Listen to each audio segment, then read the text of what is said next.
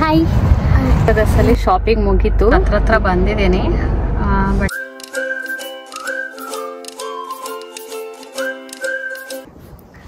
Hello everyone, welcome back to my channel. ಇವತ್ತು ನಾನು ನಮ್ಮ ವೀಕೆಂಡ್ ಬ್ಲಾಗ್ನ ನಿಮ್ಮ ಜೊತೆ ಶೇರ್ ಮಾಡ್ಕೋತಾ ಇದ್ದೀನಿ.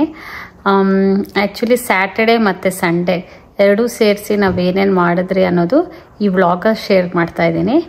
ಸೊ ಶನಿವಾರ ಬೆಳಿಗ್ಗೆ ಮೊದಲು ನಾನು ನನ್ನ ಮಗಳನ್ನ ನಮ್ಗೆ ಗೊತ್ತಿರೋರ ಮನೆಯಲ್ಲಿ ಪೂಜೆ ಇದ್ರೆ ಅಲ್ಲಿ ಡ್ರಾಪ್ ಮಾಡ್ತಾ ಇದ್ದೀನಿ. ಆಕ್ಚುಲಿ ಅದು ನನ್ನ ಹಸ್ಬೆಂಡ್ನು ಲೈಕ್ ಅವ್ರಿಗೊಂದು ಸ್ವಲ್ಪ ಆಫೀಸ್ ವರ್ಕ್ ಇತ್ತು, ಅದು ಮುಗಿಸ್ಕೊಂಡು ಆಮೇಲೆ ಆ ಪೂಜೆಗೆ ಅವ್ರು ಜಾಯ್ನ್ ಆದ್ರು. ಅದೇನಂದ್ರೆ ಹನುಮಾನ್ ದೇವ್ರಿಗೆ ಅಭಿಷೇಕ ಇತ್ತು. ಇನ್ನು ನನ್ನ ಮಗಳನ್ನ ಡ್ರಾಪ್ ಮಾಡ್ಮೇಲೆ ನಾನು ನನ್ನ ಮಗ ಇಬ್ರು ಪಟೇಲ್ ಬ್ರದರ್ಸ್ಗೆ ಇಂಡಿಯನ್ ಸ್ಟೋರ್ ಗ್ರಾಸರಿ ಶಾಪಿಂಗ್ ಹೋಗೋಣ ಅಂತ ಹೋದ್ರಿ. ನೋಡಿ ಎಷ್ಟು ಟ್ರಾಫಿಕ್ ಇದೆ. ಆಲ್ಮೋಸ್ಟ್ ಇಂಡಿಯನ್ ಸ್ಟೋರ್ ಹತ್ರ ಬಂದಿದ್ದೀನಿ. ಬಟ್ ಈಗ ಒಂದು 5 ನಿಮಿಷ ಇದು ಟ್ರಾಫಿಕ್ ಫುಲ್ ಇದೆ. ಸೊ ಇನ್ನೊಂದು 5-10 ನಿಮಿಷ ಆಗತ್ತಂತೆ. ಎಲ್ಲ ಹಾಲಿಡೇ ಸೀಸನ್ಸ್ ಅಲ್ವಾ, ಅದಕ್ಕೆ ಮನೆಗೆ ಹೋಗ್ತಾ ಇರ್ತಾರೆ. ಸೊ ಅವ್ರ ಶಾಪಿಂಗು ಅದಿದು, ಸೊ ಅದರಿಂದ ಟ್ರಾಫಿಕ್ ಜಾಸ್ತಿ ಇದೆ. ಈಗ ನಾವು ಪಟೇಲ್ ಬ್ರದರ್ಸ್ ಬಂದಿದ್ದೀರಿ. ನಮ್ಮ ಮನೇಲಿ ಆಕ್ಚುಲಿ ಸಾಂಬಾರ್ ಪುಡಿ ಖಾಲಿ ಆಗಿದೆ. ಸೊ ಅದೇ ಸಾಂಬಾರ್ ಪುಡಿ ಮಾಡೋಣ ಅಂತಾನೆ ಮೇನ್ ಅದಕ್ಕೆ ಇಂಗ್ರೀಡಿಯೆಂಟ್ಸ್ಗೋಸ್ಕರ ಬಂದಿದ್ದೀನಿ. ಈಗ ಗ್ರಾಸರಿ ಪಟೇಲ್ ಬ್ರದರ್ಸ್ ಅಲ್ಲಿ ಗ್ರಾಸರಿ ಶಾಪಿಂಗ್ ಆಯ್ತು. ನೋಡಿ ಈ ತರ ಬಾಕ್ಸ್ ಅಲ್ಲಿ ಹಾಕೊಟ್ಟಿದ್ದಾರೆ. ಬೇಕು ಅಂದ್ರೆ ಈ ತರ ಬ್ಯಾಗಲ್ಲಿ ಹಾಕ್ತಾರೆ. ಕೇಳ್ತಾರೆ ಬ್ಯಾಗ್ ಬೇಕಾ ಬಾಕ್ಸ್ ಬೇಕಾ ಅಂತ. ಸೊ ನಾನು ಬಾಕ್ಸೇ ಕೊಡಿ ಅಂದ್ರೆ ಈ ತರ ಬಾಕ್ಸ್ ಅಲ್ಲಿ ಹಾಕಿ ಕೊಟ್ಟಿದ್ದಾರೆ. ಸೊ ಇದು 2 ಕಡೆ ತರಕಾರಿ ಇದೆ, ಅಲ್ಲೆಲ್ಲ ಇನ್ನು ಬೇಳೆ ಆ ಥರ ಸಾಮಾನಿದೆ. ಈಗ ಪಟೇಲ್ ಬ್ರದರ್ಸಲ್ಲಿ ಶಾಪಿಂಗ್ ಮುಗೀತು. ನೆಕ್ಸ್ಟ್ ನಾನು ನನ್ನ ಮಗ ಇಲ್ಲಿ ವುಡ್ಲ್ಯಾಂಡ್ಸ್ ಅಂತ ಒಂದು ವೆಜಿಟೇರಿಯನ್ ರೆಸ್ಟೋರೆಂಟ್ ಇದೆ, ಅಲ್ಲಿ ಹೋಗಿ ಲಂಚ್ ಮಾಡೋಣ ಅನ್ಕೋತಾ ಇದ್ದೀರಿ. ಸೊ ನೆಕ್ಸ್ಟ್ ರೆಸ್ಟೋರೆಂಟ್ ಹೋಗ್ತಾ ಇದ್ದೀರಿ. ಅವ್ನು ನೂಡಲ್ಸ್ ಬೇಕು ಅಂತ ಇದ್ದಾನೆ. ಅಲ್ಲಿ mostly like gluten free noodles ಇರುತ್ತೋ ಇಲ್ಲೋ ಡೌಟು, ಬಟ್ ಇಲ್ಲ ಅಂದರೆ ಏನೋ ಬೇರೆದು ಕನ್ವಿನ್ಸ್ ಮಾಡಿ ಕೊಡಿಸ್ತೀನಿ.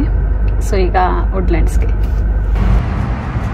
ಸೊ ಈಗ ರೆಸ್ಟೋರೆಂಟ್ಗೆ ಬಂದಿದ್ದೀರಿ.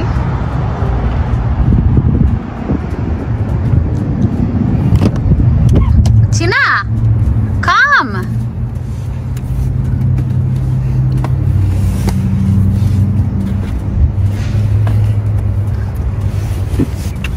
ರೆಸ್ಟೋರೆಂಟ್ ಅಲ್ಲಿ ಗ್ಲೂಟನ್ ಫ್ರೀ ನೂಡಲ್ಸ್ ಇರಲಿಲ್ಲ, ಅದರಿಂದ ಅವನಿಗೆ ಫ್ರೈಡ್ ರೈಸ್ ಕೊಟ್ಟು ನಾನು ಚೋಲೆ ಭಟೂರ ತಗೊಂಡೆ. ಅವನಿಗೆ ಫ್ರೈಡ್ ರೈಸ್ ಅಂತೂ ತುಂಬಾನೇ ಇಷ್ಟ ಆಗೋಯ್ತು. ಮತ್ತೆ ಇನ್ನು ರೆಸ್ಟೋರೆಂಟ್ ಆದ್ಮೇಲೆ ನಾವು ಆಲ್ಡಿ ಏನೋ ಸ್ಟೋರ್ಗೆ ಹೋಗಿದ್ರಿ. ಅಲ್ಲೇನಂದ್ರೆ ನನ್ನ ಮಕ್ಳು ಫ್ರೆಂಡ್ಸ್ ಲೈಕ್ ಅಮೇರಿಕನ್ ಫ್ರೆಂಡ್ಸ್, ಅವರು ಸ್ಲೀಪ್ ಓವರ್ ಬರ್ತಾ ಇದ್ರು. ಸೊ ಅವ್ರಿಗೋಸ್ಕರ ಏನಾದ್ರು ಲೈಕ್ ಚಿಕನ್ ನಗೆಟ್ಸ್ ಅಥವಾ ಮ್ಯಾಕ್ ಅಂಡ್ ಚೀಸ್ ಮಾಡೋಣ ಅಂತ ಅಲ್ಲಿ ಹೋಗಿದ್ದೆ. ನೆಕ್ಸ್ಟ್ ನಾನು ಭಾನುವಾರದ ವಿಡಿಯೋ ಶೇರ್ ಮಾಡ್ತೀನಿ. ಆ ವಿಡಿಯೋ ಅಲ್ಲಿ ನಾನು ಸಾಂಬಾರ್ ಪುಡಿ ಮಾಡೋದು ಮತ್ತೆ ಅವತ್ತು ಏನೇನ್ ಮಾಡಿದ್ರಿ ಅನ್ನೋದನ್ನ ಶೇರ್ ಮಾಡ್ತೀನಿ. ಇಲ್ಲಿ ನೋಡಿ, ಸಾಂಬಾರ್ ಪುಡಿಗೆ ನಾನು ಫಸ್ಟು ಒಣಮೆಣಸಿನ್ಕಾಯಿ ಮತ್ತೆ ಧನಿಯಾನ ಬಿಸಿಲಿಗೆ ಇಟ್ಕೊಳ್ಳೋಣ ಸ್ವಲ್ಪ ಹೊತ್ತು ಅಂದ್ಬಿಟ್ಟು ಈ ತರ ಹಾಕೊಂಡಿದ್ದೀನಿ. ಇದರಲ್ಲಿ 50 ಗ್ರಾಮ್ ಬ್ಯಾಡಗಿ ಮೆಣಸಿನ್ಕಾಯಿ, ಆಮೇಲೆ 200 ಗ್ರಾಮು ಮಾಮೂಲಿ ಕೆಂಪು ಮೆಣಸಿನ್ಕಾಯಿ, ಆ್ಯಂಡ್ ಇಲ್ಲಿ 400 ಗ್ರಾಮ್ ಧನಿಯಾ ಇದೆ. ಇದರಲ್ಲಿ ನಾನು 250 ಗ್ರಾಮು ಸಾಂಬಾರ್ ಪುಡಿಗೆ ಬಳಸ್ಕೊಂಡು ಇನ್ನು 150 ಗ್ರಾಮು ಧನಿಯಾ ಪುಡಿ ಮಾಡ್ಕೊಳ್ಳೋಣ ಅಂತ ಈ ಥರ ಇಟ್ಕೊಂಡಿದ್ದೀನಿ. ಇದನ್ನು 1 ಅವರ್ ಹಂಗೆ ಬಿಸಿಲಲ್ಲಿಟ್ಟು ಅದಾದಮೇಲೆ ನಾನು ಇದನ್ನು ಹುರ್ಕೊತೀನಿ. ಇವಾಗ ಈ ಥರ ಕಾರ್ ಮೇಲೆ ಬಿಸಿಲಲ್ಲಿ ಇಟ್ಟಿದ್ದೀನಿ. ಇದೊಂದು 1 ಅವರ್ 2 ಅವರ್ ಈ ಥರನೇ ಬಿಸಿಲಲ್ಲಿ ಇಡ್ತೀನಿ. ಇವಾಗ ನಾನು ಸಾಂಬಾರ್ ಪುಡಿಗೆ ಮಸಾಲಕ್ಕೆ ಏನೇನು ಬೇಕು ಅದನ್ನೆಲ್ಲ ಇಲ್ಲಿ ಅಳತೆ ಮಾಡಿ ತಗೋತಾ ಇದ್ದೀನಿ. ಸೊ ಮೊದಲಿಗೆ 25 ಗ್ರಾಮ್ ತೊಗರಿಬೇಳೆ, 25 ಗ್ರಾಮ್ ಹೆಸರು ಬೇಳೆ, 25 ಗ್ರಾಮ್ ಕಡಲೆಕಾಳು, 25 ಗ್ರಾಮ್ ಅಕ್ಕಿ, ಒಂದು 2ರಿಂದ 3 ಅರಿಶಿನದ ಕೊಂಬು, ಆಮೇಲೆ ಇಲ್ಲಿ ಮೆಣಸ್ಕಾಳು ಏನಿದೆ ಅದು 35 ಗ್ರಾಮ್ ತಗೊಂತೀನಿ. ಜೀರಿಗೆನು 35 ಗ್ರಾಮು, ಮೆಂತೆ ಮತ್ತೆ ಸಾಸಿವೆ 15 ಗ್ರಾಮ್ 15 ಗ್ರಾಮು, ಕರಿಬೇವು. ಇದು ಇಲ್ಲಿ ಸಾಂಬಾರ್ ಪುಡಿಗೆ ಇವಾಗ ಏನೇನ್ ಬೇಕು ಅದೆಲ್ಲ ತಗೊಂಡಿದ್ದೀನಿ. ಅಂಡ್ ಸ್ಟವ್ ಆನ್ ಮಾಡ್ಕೊಂಡಿದ್ದೀನಿ. ಸೊ ಪ್ಯಾನ್ ಹೀಟ್ ಆದ್ಮೇಲೆ ಇದೆಲ್ಲ ಒಂದೊಂದಾಗೆ ತಗೊಂಡು ಕೆಂಪಗೆ ಹುರ್ಕೊಳ್ಳಿ. ಅದು ತಣ್ಣಗಾಗಕ್ಕೆ ಇಟ್ಟಿದ್ದೀನಿ. ನಾವು ಮಿಕ್ಸಿಗೆ ತಣ್ಣಗಾಗೋವರೆಗೂ ಹಾಕೋಬೇಡ್ದು. ಬಿಸಿಯಲ್ಲಿ ಅಕಸ್ಮಾತ್ ಮಿಕ್ಸಿಗೆ ಹಾಕೊಂಡ್ರಿ ಅನ್ಕೊಳ್ಳಿ, ಅವಾಗ ಅದು ಸಾಂಬಾರ್ ಪುಡಿ ಕಪ್ಪಗಾಗ್ಬಿಡುತ್ತೆ, ಅದು ಅಬೇಗೆ ಅದು ಕಪ್ಪಗಾಗ್ಬಿಡುತ್ತೆ. ಅದಕ್ಕೆ ಇದೆಲ್ಲ ತಣ್ಣಗಾಗೋವರೆಗೂ ವೇಟ್ ಮಾಡಿ ಅದಾದ್ಮೇಲೆ ಎಲ್ಲ ಬೆರೆಸ್ಕೊಂಡು ಮಿಕ್ಸಿಗೆ ಹಾಕಿ. ಸಪ್ರೇಟಾಗಿ ಎಲ್ಲ ಹಾಕಬೇಡಿ, ಎಲ್ಲ ಬೆರೆಸ್ಕೊಂಡು ಮಿಕ್ಸಿಗೆ ಹಾಕಿ. ಇವಾಗ ಮಿಕ್ಸಿಗೆ ಹಾಕೋತಾ ಇದ್ದೀನಿ. ಫಸ್ಟ್ ಧನಿಯಾ ಪುಡಿ ಅನ್ಕೊಂಡಿದ್ದೀನಲ್ವಾ, ಸೊ ಆ ಧನಿಯಾ ಪುಡಿನ ಪುಡಿ ಮಾಡಿಕೊಂಡು ಇದು ಪುಡಿ ಆದಮೇಲೆ ನಾನು ಸಾಂಬಾರ್ ಪುಡಿನ ಪುಡಿ ಮಾಡ್ಕೊತೀನಿ. ನೋಡಿ ಎಲ್ಲ ಈ ಥರ ಬೆರೆಸ್ಕೊಂಡಿದ್ದೀನಿ ಈಗ ಸಾಂಬಾರ್ ಪುಡಿಗೆ. ಇವಾಗ ಇದನ್ನ ಮಿಕ್ಸಿಗೆ ಹಾಕೋತೀನಿ. ಸೊ ಇವಾಗ ಎಲ್ಲ ಈ ಥರ ಬೆರೆಸ್ಕೊತಾ ಇದ್ದೀನಿ. ಇವಾಗ ಇದನ್ನ ಮತ್ತೆ ಎಲ್ಲ ಈ ಥರ ಬೆರೆಸ್ಕೊಂಡು ಮತ್ತೆ ಒಂದು ಸುತ್ತು ಮಿಕ್ಸಿಗೆ ಹಾಕೊಂಡು ಇದರಲ್ಲೇ ಈ ಟ್ರೇಯಲ್ಲೇ ಮತ್ತೆ ತಣ್ಣಗಾಗಕ್ಕೆ ಬಿಟ್ಬಿಡ್ತೀನಿ. ತಣ್ಣಗಾದ್ಮೇಲೆ ನಾನು ಡಬ್ಬಕ್ಕೆ ತುಂಬಿಸ್ಕೊಂಡು ಎತ್ತಿಕೋತೀನಿ. ಸಾಂಬಾರ್ ಪುಡಿ ಜಾಸ್ತಿ ತುಂಬಿಸ್ಕೊಳ್ಳೋದಿಲ್ಲ, ಒಂದು 2 ತಿಂಗಳಿಗಾಗಷ್ಟು ಅಥವಾ 3 ತಿಂಗಳಿಗಾಗಷ್ಟೇ ತುಂಬಿಸ್ಕೊತಾ ಇದ್ದೀನಿ. ಮಿಕ್ಕಿದೆಲ್ಲ ಇನ್ನೊಂದು ಡಬ್ಬದಲ್ಲಿ ಏರ್ಟೈಟ್ ಡಬ್ಬದಲ್ಲಿ ಹಾಕಿ ಇಟ್ಬಿಡ್ತೀನಿ. ಎಲ್ಲ ತುಂಬಿಸ್ಕೊಂಡೆ ಅನ್ಕೊಳ್ಳಿ, ತೆಗ್ದಾಗೆಲ್ಲ ಗಾಳಿಗೆ ವಾಸನೆ ಹೋಗ್ಬಿಡುತ್ತೆ. ಅದಕ್ಕೆ ಇದು ಎಷ್ಟು ಬೇಕೋ ಒಂದು ತಿಂಗಳಿಗೆ 2 ತಿಂಗಳಿಗೆ ಅಷ್ಟು ಬೇಕೋ ಅಷ್ಟೇ ಇಲ್ಲಿ ತುಂಬಿಸ್ಕೊಂಡು ಮಿಕ್ಕಿದ್ದು ಒಂದು ಏರ್ಟೈಟ್ ಡಬ್ಬದಲ್ಲಿ ಹಾಕೊಂಡು ಇಟ್ಕೊಂಡ್ಬಿಡ್ತೀನಿ. ಸಾಂಬಾರ್ ಪುಡಿ ತುಂಬ್ತಾ ಇದ್ರೆ ಎಷ್ಟು ಘಮ ಅಂತ ವಾಸನೆ ಬರ್ತಾ ಇದೆ ಗೊತ್ತಾ. ಸಾಂಬಾರ್ ಮಾಡಿದಾಗ ಅದೇ ಲೈಕ್ ಈ ಘಮ ವಾಸನೆ ಬಂದ್ರೆ ಎಷ್ಟು ಚೆನ್ನಾಗಿರುತ್ತೆ. ಸೊ ನಾನು ಯಾವಾಗೂ ಅಷ್ಟೇ ಸಾಂಬಾರು ನನ್ನ ಫೇವ್ರೆಟ್ಟು.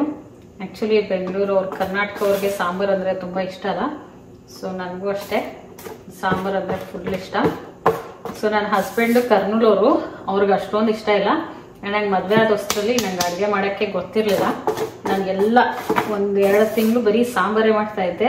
ಅವ್ರು ಹಾಗೆ ಅವ್ರು ನನ್ನ ಹತ್ರ ಹೇಳಿರ್ಲಿಲ್ಲ, ಅವ್ರ ಫ್ರೆಂಡ್ ಹತ್ರ ಹೇಳಿದ್ರಂತೆ, ಯಾವಾಗೂ ಸಾಂಬಾರು ತಿಂದು ನಂಗೆ ಬೇಜಾರಾಗೋಗಿದೆ ಅಂತ. ಯಾಕೆಂದರೆ ಲೈಕ್ ಕಡಲೆಕಾಳು ಸಾಂಬಾರು, ಹುಳಿಕಾಳು ಸಾಂಬಾರು, ಕ್ಯಾರೆಟ್ ಸಾಂಬಾರು ಎಲ್ಲ ಬರೀ ಸಾಂಬಾರೇ ಮಾಡ್ತಾ ಇದ್ದೆ. ನನಗೆ ಅದು ಬಿಟ್ಟು ನನಗೆ ಇನ್ನೇನು ಗೊತ್ತಿರಲಿಲ್ಲ. ಆಮೇಲೆ ನಾ ಯೂಟ್ಯೂಬ್ ನೋಡಿಕೊಂಡು ಅದು ನೋಡಿಕೊಂಡು ಬೇರೆ ಅಡುಗೆ ಕಲಿತೆ. ಆ್ಯಂಡ್ ಬೇಳೆ ಸಾರು, ಅವ್ರಿಗೆ ಬೇಳೆ ಸಾರು ಇಷ್ಟ. ಇನ್ನು ಅದೂ ನಮ್ಮಮ್ಮ ಮಾಡ್ತಾಯಿದ್ರು, ಬಟ್ ನಾನು ಅಷ್ಟೊಂದು ಗೊತ್ತಿರಲಿಲ್ಲ. ಸೊ ನಾನು ಬರೀ ಸಾಂಬಾರು, ನನಗೆ ಸಾಂಬಾರು ಫೇವ್ರೇಟ್ ಅಲ್ವಾ, ನಂಗೆ ತರಕಾರಿ ಎಲ್ಲ ತುಂಬ ಇಷ್ಟ. ಸೊ ಸಾಂಬಾರು ಫೇವ್ರೇಟ್ ಆದ್ರಿಂದ ನಾನು ಯಾವಾಗೂ ಸಾಂಬಾರು ಮಾಡ್ತಾಯಿದ್ದೆ. ಅದಾದಮೇಲೆ ನಾನು ಬೇರೆ ತಿಂಡಿ ಲೈಕ್ ಮಟನು ಚಿಕನು ಅದೆಲ್ಲ ಮಾಡೋದು ಕಲ್ತ್ಕೊಂಡೆ. ಮನೇಲಿ ಗರಂ ಮಸಾಲಾನು ಆಗೋಗಿತ್ತು, ಅದಕ್ಕೆ ಸ್ವಲ್ಪ ಗರಂ ಮಸಾಲ ಮಾಡ್ಕೊಳ್ಳೋಣ ಅಂದ್ಬಿಟ್ಟು ಹುರ್ಕೊಂಡಿದ್ದೀನಿ. ಇದಕ್ಕೆ ಅಂದಾಜ್ ಮೇಲೆ ಹಾಕೊಂಡಿದ್ದೀನಿ. ಏನಂದರೆ ಸ್ವಲ್ಪ ಚಕ್ಕೆ, ಲವಂಗ, ಕಾಳುಮೆಣಸು, ಆಮೇಲೆ ಏಲಕ್ಕಿ, ಧನಿಯಾ, ಜೀರಿಗೆ, ಆಮೇಲೆ ಇದನ್ನ ಏನಂತಾರೋ ನಂಗೆ ಗೊತ್ತಿಲ್ಲ, ಇದು ಅದೆಷ್ಟು ಸೇರಿಸಿ ಇಲ್ಲಿ ಹುರ್ಕೊಂಡಿದ್ದೀನಿ. ಸಾಂಬಾರ್ ಪುಡಿ ಅದೆಲ್ಲ ಆಯ್ತಲ್ಲ, ಅದು ತಣ್ಣಗಾಗಕ್ಕೆ ಇವಾಗ ಕಾಯ್ತಾ ಇದ್ದೀನಿ. ಅದು ತಣ್ಣಗಾದ್ಮೇಲೆ ಇಲ್ಲಿ ನೋಡಿ ಈ ಡಬ್ಬಗಳು, ಇದು ಒಂದೊಂದಕ್ಕೆ ಎಲ್ಲದಕ್ಕೂ ಈ ಥರ ಡಬ್ಬಗಳು ಇಟ್ಕೊಂಡಿದ್ದೀನಿ. ಈ ಡಬ್ಬದಲ್ಲಿ ತುಂಬಿಸಿಟ್ಕೋತೀನಿ. ಇದಾಗೋಷ್ಟೇ, ಇದು ತಣ್ಣಗಾಗೋಷ್ಟೇ ಅಡುಗೆನೂ ಮಾಡೋಣ ಅಂದ್ಬಿಟ್ಟು ಇದು ಮಟನ್ಗೆ ಇಟ್ಟಿದ್ದೀನಿ. ಮಟನ್ ಗೊಜ್ಜು ಮಾಡೋಣ ಅಂತ. ನಾನು ಮಟನು ಚಿಕನ್ನು ತಿನ್ನೋದಿಲ್ಲ ಸುಮಾರು, ಈಗ ಆಲ್ಮೋಸ್ಟ್ 7 ಇಯರ್ಸ್ ಆಯಿತು ನಾನು ಮಟನ್ ಚಿಕನ್ ತಿನ್ನೋದು ಬಿಟ್ಟು. ಲೈಕ್ ಒಂದು 3 ಇಯರ್ಸ್ ಆದರೆ ನಾನು ಏನು ಯಾವ ಥರ ಮಾಂಸನೂ ತಿಂದಿರಲಿಲ್ಲ. ಆಮೇಲೆ ಇವಾಗ ಎಗ್ ಮತ್ತು ಫಿಶ್ ತಿಂತೀನಿ. ಅದು ಯಾವಾಗೂ ಅಲ್ಲ, ಅವಾಗವಾಗ ತಿಂತೀನಿ. ಬಟ್ ಮಟನ್ ಚಿಕನ್ ಅಂದರೆ ಆಲ್ಮೋಸ್ಟ್ 7 ಇಯರ್ಸಿಂದ ತಿಂದಿಲ್ಲ. ಸೊ ಇದು ಮಕ್ಳಿಗೋಸ್ಕರ ಮತ್ತು ನನ್ನ ಹಸ್ಬೆಂಡ್ಗೋಸ್ಕರ ಮಟನ್ ಮಾಡ್ತಾಯಿದ್ದೀನಿ. ಮೋಸ್ಟ್ಲಿ ನಾನು ಸ್ವಲ್ಪ ಎಗ್ ಏನಾದರೂ ಮಾಡ್ಕೊತೀನಿ, ಇಲ್ಲಾಂದರೆ ಏನಾದರೂ ತರಕಾರಿ. ಆ್ಯಕ್ಚುಲಿ ನೆನ್ನೆ ಮಾಡಿರೋ ಸಾಂಬಾರು ಸ್ವಲ್ಪ ಇದೆ, ಅದೇ ತಿನ್ಕೊಂಡು ಬಿಡ್ತೀನಿ.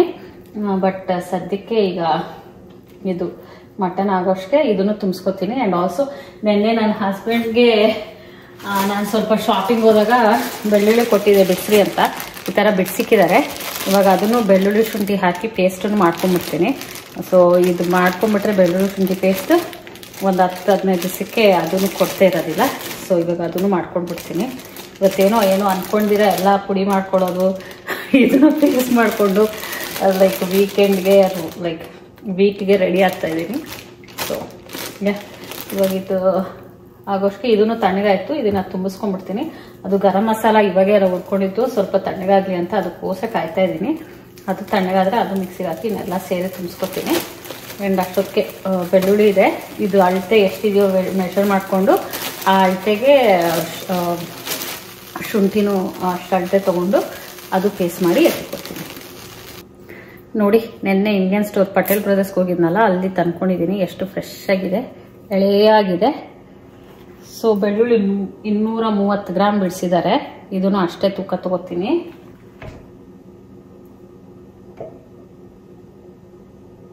ಒಂಚೂರು ಸೇರಿಸ್ಕೋಬೇಕು. ಸೊ ಶುಂಠಿ ಬೆಳ್ಳುಳ್ಳಿ ಪೇಸ್ಟನ್ನು ಮಾಡ್ಕೊಂಬಿಟ್ಟಿದ್ದೀನಿ. ಈ ಥರ ಗ್ಲಾಸ್ ಜಾರಲ್ಲಿ ತುಂಬಿಸಿಟ್ಕೊಂಡ್ಬಿಡ್ತೀನಿ. ನೋಡಿ, ಈ ಥರ ತುಂಬಿಸಿಟ್ಕೊಂಡಿದ್ದೀನಿ. ಇದು ನನಗೆ ಸುಮಾರು 1 ತಿಂಗಳು ಬರುತ್ತೆ. ಎಲ್ಲ ಪ್ಯಾಕ್ ಮಾಡಿ ಈ ಥರ ಸ್ಟಿಕ್ಕರ್ ಹಚ್ಚಿ ಬರೆದಿಟ್ಟಿದ್ದೀನಿ. ನನಗೇನು ಬೇಕಾಗಿಲ್ಲ, ನಂಗೆ ಗೊತ್ತಾಗುತ್ತೆ ಯಾವ್ಯಾವ ಡಬ್ಬ ಯಾವುದು ಅಂತ. ನನ್ನ ಹಸ್ಬೆಂಡ್ಗೆ ಧನಿಯಾ ಯಾವುದು, ಗರಂ ಮಸಾಲ ಯಾವುದು ಅನ್ನೋದು ಗೊತ್ತಾಗಲ್ಲ. ಅದಕ್ಕೆ ಅವ್ರಿಗೋಸ್ಕರ ಈ ಥರ ಬರೆದು ಇಟ್ಬಿಟ್ಟಿರ್ತೀನಿ. ಸೊ ಅದರಿಂದ ಅವ್ರಿಗೆ ಗೊತ್ತು ಲೈಕ್ ಇದರಲ್ಲಿ ಯಾವುದು ಅಂತ. ಇವಾಗ ಇದನ್ನ ಎತ್ತಿಕೊಬಿಡೋದೆ. ಇಲ್ಲಿ ನೋಡಿ, ಮಟನ್ ಗೊಜ್ಜು ರೆಡಿ ಆಯಿತು. ಆ್ಯಂಡ್ ನನಗೆ ನೆಕ್ಸ್ಟು ಮೊಟ್ಟೆ ಪಲ್ಯ ಮಾಡ್ಕೋಬೇಕು ಅಷ್ಟೇ. ಇನ್ನು ಅದಾದಮೇಲೆ ಡಿನ್ನರ್ ತಿನ್ನೋದು. ಈ ವಿಡಿಯೋ ನಾನು ಇಲ್ಲಿಗೆ ಮುಗಿಸ್ತಾ ಇದ್ದೀನಿ. ಈ ವಿಡಿಯೋ ನಿಮಗೆ ಇಷ್ಟವಾದಲ್ಲಿ ಒಂದು ಲೈಕ್ ಮಾಡಿ, ಶೇರ್ ಮಾಡಿ, ಮತ್ತು ನನ್ನ ಚಾನಲ್ಗೆ ಸಬ್ಸ್ಕ್ರೈಬ್ ಮಾಡ್ಕೊಂಡು ನೋಡ್ಕೊಳ್ಳಿ. Thank you for watching this video. Have a nice day. Bye.